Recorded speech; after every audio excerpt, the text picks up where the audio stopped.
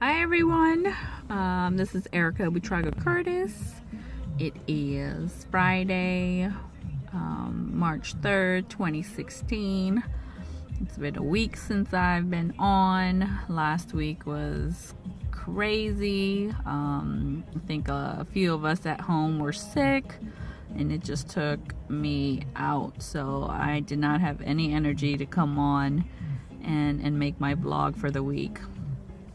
So I felt like I'm a little behind, but I am back and it's Friday and it's good. It was just snowing a few minutes ago and now it's sunny, so that's the weather for you. But a lot to talk about, and hopefully it won't be too long of a vlog. I have a few minutes before I have to pick up the little one. So figured I'd take the time to do it. Did some errands and finally got settled. So want to go ahead and get right into it. So one thing that I did forget to talk to you guys about it in my last vlog is something that I posted on Facebook that really made me upset and made me feel violated, as it would anybody. So I actually experienced someone fraudulently using my credit card. So that was a new experience for me, and it took me back. I was really upset, and it just goes to show that anyone is vulnerable with their information, because you know we live in the World Wide Web and all our information is out there, and it's just a matter of you getting picked like a lottery, which is unfortunate. But luckily I had a good monitoring system through the bank, and they picked up on it, and they definitely froze my account as soon as they tried to make another transaction after the first one. So I was really appreciative of my CBTC bank. But like I said, I really felt violated, and I made that post on Facebook, and it was surprising how many people that I knew went through that same experience. So I just want to go and put it out there that you guys make sure that you're checking your receipts, your monthly statements, because there's so many people out there that you know, take it for granted that you know you're making I'm sorry, you're spending your money and that everything is okay. But come to find out, if you check your accounts, that you know there's some other people that are using it as well. And if you're not checking it, and if you're normally spending a certain amount, then it's not going to be a red flag. So just make sure you're checking that. And also, when you guys go out and make purchases, check the receipts right then and there, especially if you go out to eat. My cousin, her boyfriend, and Marlon and I were in Las Vegas, and we went out to eat one night, and they paid the bill, and automatically just gave them the credit card, and I was like, "You're not going to check the receipt?" And she's like, "I normally don't." And I'm like, "Well, you should." And sure enough, there were $70 worth of additional charges on the receipt that we had no business that it had no business being on there, you know. So basically the waiter, and I don't think he inadvertently did it, because just the way he acted after we addressed the $70 worth of extra charges. So that was really upsetting.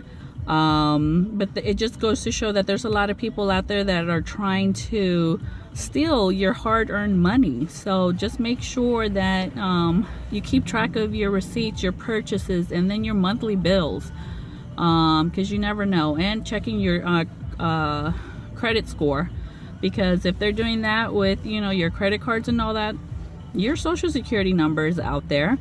It's easy to get your date of birth, where you live, and all that, and make big purchases that you won't realize until it's your turn to invest in something, and then your credit report says, "Oh, you don't qualify because such and such, you owe such and such money," and you're like, "I never made that purchase." So just make sure you take advantage of checking your credit scores, you know, because I think it's free on an annual basis.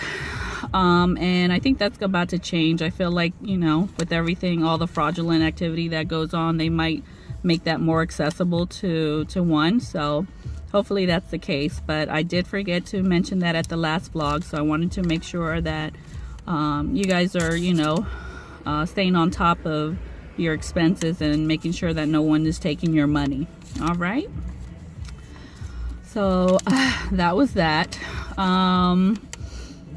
Another thing that I wanted to talk about today is investing and bringing you guys up to date.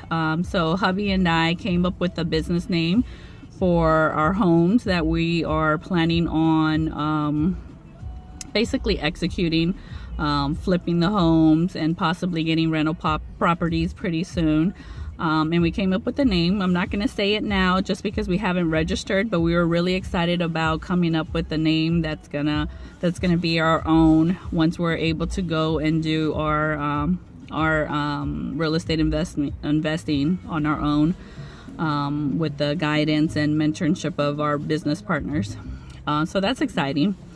Another thing that I wanted to talk about is that if you are interested in investing, I know one of my co-workers / friends, she feels she feels a little discouraged because money is tight, and she's like wondering, well, then how would I be able to do something like that? And I go, you know what, I didn't even really explain it to her, but I wanted to say it here, and then maybe she'll watch it. Is that you have to start out small, just like with anything. Take baby steps. I know my husband and I worked really hard, and it's about being able to save whatever you can. And I know sometimes some people live paycheck to paycheck, but whatever opportunity you have to save, just put it out there and just forget about it until you have in a certain amount where you can invest and either multiply it or allow that money to work for you. So something that I did was, you know, when I started working as a teenager, I've always had that drive to save. So I would save, you know, whatever little that I could from paychecks, because I did pay for school out of pocket. So a lot of that bulk was going to school. But whatever little monies I could save, I did save until one day it was large enough to be able to, you know, invest. But that comes within the person. You know, there's people out there that are meant to save, that are meant to be investors, and there's other people that just have a hard time managing their money. You know, every time they get money, it comes right out of their hand, and it's hard. It's truly hard. I'm blessed because I have always had that drive to have a budget, excuse me to find out how I can save, how I can make more money. You know, that's always been the type of person that I was raised to be, that it came within me. So I think that that's a blessing. It truly is, because I know a lot of people that love to shop, and I'm not saying anything's wrong with that, but if every time you get paid you're shopping, then you're really not saving, and you're really not going to be able to invest and multiply and make that money grow. So, but I'm here to help anybody that wants the help, you know, as far as with their basic finances. I'm pretty good about that and sticking to it, you know, and finding money as to where you could save. And when I talk to coworkers or friends, I get so excited. I always tell them that I should have been a financial analyst or a budget analyst. So, but I really get excited talking about that. So another thing that happened this week is Snapchat went live on Facebook, went live on stock trading. I was talking to my husband because I found out about it, and then that night I was supposed to look into it to see if I was going to, you know, take part of the initial public offering, and I fell asleep. So I was upset when I remember that it was going live on the 2nd. So that was upsetting. So I believe, if I'm not mistaken, it opened at $24. And I'm a novice at this. I am not no expert. Someone would probably just slap me in my face saying that I'm, an investor when it comes to stock. There was a quote that I came across, and I'm going to tell you guys. It's not the positive quote, but it's a funny quote pertaining to stock or investing. But anyway, so I forgot to purchase some stock before the opening happened.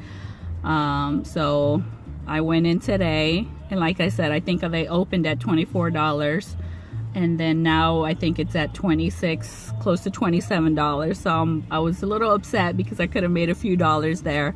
And that's the stuff that excites me, that instant money making opportunity. So I did buy some stock, not enough.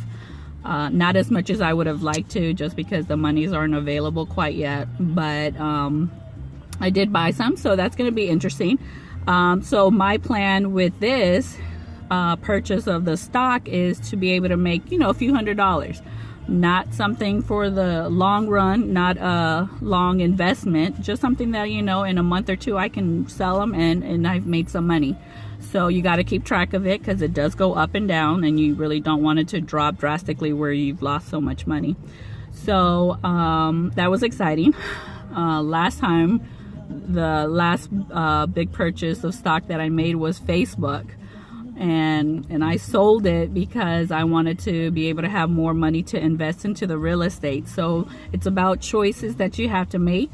And I wish I would have kept it, because I think it would have doubled based on the price that I paid. But those are the choices that you make and that you live with. So definitely would have wished to have invested in Google and Apple back in the day, but you live and you learn. So the quote that I came across, which I thought was funny, is, if you don't study any companies, you have the same success buying stocks as you do in a poker game if you bet without looking at your cards. And I thought that was funny because, number one, I do play poker. I love playing poker cards. And that's the type of person that I am. I do consider myself an investor. I'm a novice at it, but I love doing it, and I know a little bit of it because I've made some money. I've lost some money as well, but I've made money as well. So definitely don't have enough experience to be able to talk about stock trading. I just know the basics.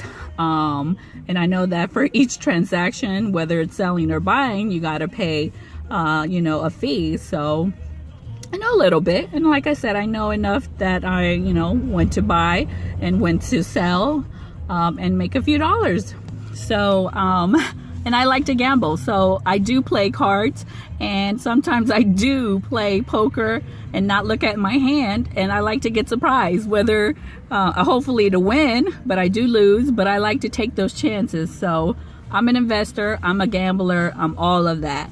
I love to make money, and I love to help people in any way that I can. And I think that those two things are very important, not to make money and be greedy with it, but to make money and be able to help other people as well. That's a passion of mine. That's my heart, is to be able to help people that are in need in whatever way, I or we can. And I think that with this whole real estate business, I think we're going to be able to do that one way or another, helping people out, whether it's helping them get their first home or renting a property until they can buy their first home. That's real exciting for me. So look, I'm all breathing hard because I'm so excited. But what else? So updating on that. Gotta make sure I keep the eye on the time. What else? So that's pretty much what I wanted to talk about. The stock, the investment, the name that we came up with, and hopefully we'll share that soon once we've registered it. And hopefully this year will be the year where we can 2017, where we can actually, you know, possibly do our first flip still with our business partners, because we still have a lot of room, a lot of learning to do, but at least we'll be more hands-on and more involved in it. Oh, and I forgot, I got my haircut. I don't know if you noticed from the last video, definitely much shorter, especially in the back. So I don't know if you can see it, but there you go. Really happy with the cut. And my little aviators. I love these glasses so much. So I think that was that. One of my friends was watching the chia, not the chia, but the juicing that I make, and I was basically criticizing my work, and I was like, wow, I need to make a better video of the juices that I make. So eventually I'll be able to do that and show more of what I'm putting in my juice versus how I made it in the past, because I was talking about it and I would show you like so, but I want to be able to show you how I'm cutting it, how much of it I'm putting in my juice, and so forth. So watch out for that and some other cooking videos, because for those of you who know me, I love food. I'm passionate about food. I'm known as the food queen. So some of the dishes that I love to make, I'll possibly make some videos of how it is that I make it. What else? I don't want to end the video without saying everything that I was hoping to say. I think that's pretty much it. So we're about 17 minutes out. Oh yeah, so Lent started this week on March 1st, and I gave up Facebook. That's really the only social media that I do for the whole 40 days. And people are like, oh, so how are you doing? How are you going? You're going through withdrawals? And I was like, no, this is not a big deal for me. It's something that's dear to my heart, and it's a sacrifice in the sense that I was going on there Monday through Saturday, and I felt like even subconsciously it's just like, oh, Facebook, let me go on there, not realizing, you know, what I'm doing. Just it was a natural thing, so I'm thinking, you know, that's something that I need to give up, and I have no problem doing it. So it's going well. I'll probably get back on Easter Day, and then go from there. But this is a good time for me to reflect, to do more praying, and spend time more with the family and doing activities about Lent, and explaining it to my kids that, you know, as they get older, this is something that they'll eventually decide to do, and raise them that way. So I won't be on Facebook for until Easter, so wanted to share that as well. Let's see, I think that's pretty much it. I did get a positive quote, and it is pertaining to money, because it's appropriate to the conversation that I'm having today. And that is, the habit of saving is itself an education. It fosters every virtue, teaches self-denial, cultivates the sense of order, trains the forethought, and so broadens the mind. And that's by T.T. Munger, and hopefully I said the name right. But like I said, when it comes to saving, I think it's something that can be learned. I think it's something that is within the person. It's hard, but if you put your mind to it, if you set that goal and make that a routine, you know, have a budget, adjust your budget, review your budget on a quarterly, maybe semi-annual basis, because it changes whether you're making more money, whether unfortunately you're making less money. You can't spend the money that you don't have. So if you're making less money, then you have to rearrange your budget. If you're making more money, my suggestion to you is pretend you're making the same amount of money, and whatever money extra you make, save that until you're able to make an investment. And for my friend that, you know, was just wondering how would she eventually you know, be able to invest. Well, one day you will eventually be able to purchase your home, whether it's a townhouse, whether it's a small single family home, and that's the start. You know, that's a start. And that home, hopefully you'll be able to build equity on it, and if ever you need it, you can pull that equity to be able to make an investment in something that you can, you know, multiply. So there is hope. Just have faith and start out small. But my suggestion honestly is that if you ever make more money, pretend that you're not making that extra money and save it. Forget about that money. Have it electronically withdrawn and put in another account, and forget about it. And then a year, 2, 3 years, you'll see the difference. You'll see that pocket of money that you probably need for a rainy day or for that investment. So there is hope, and